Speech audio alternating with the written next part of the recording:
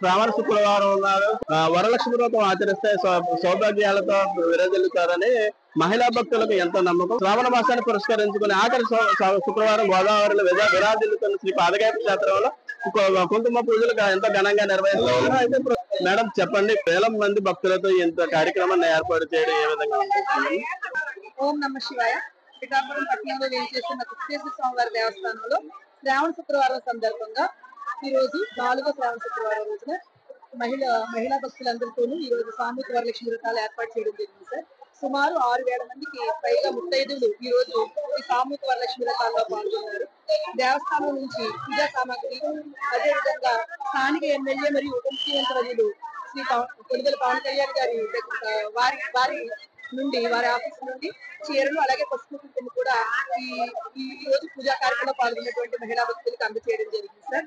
ఎంత వర్షం ఉన్నప్పటికీ కూడా లెక్క చేయకుండా చాలా విశేషంగా వైభవంగా ఈ రోజు వరలక్ష్మి వ్రతాలు జరుగుతున్నాయి.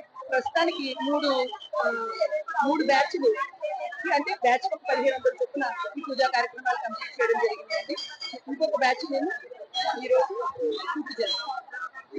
అది ఇక్కడ ఏర్పాట్లు ఏ విధంగా ఏర్పాటు చేశారని, ఆ ఏర్పాట్ల విషయంలో పోలీసు సహకారం ఏ విధంగా ఉందని చెప్పచ్చు.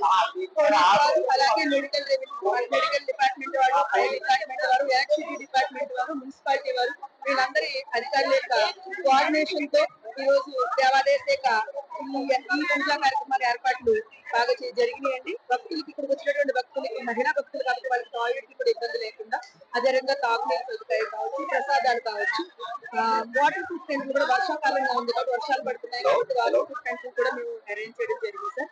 అయినప్పటికీ కూడా ఆ వర్షంలో కూడా కూర్చుని ఈ భక్తులు ఈ రోజు ఈ వరలక్ష్మి వ్రతాలు జరుపుకోవడం మాకు చాలా ఇంత కార్యక్రమాన్ని ఇంత దిగ్విజయంగా నిర్వహించడం పట్ల పలువురు సంతోషం వ్యక్తం చేస్తున్నారని చెప్పవచ్చు.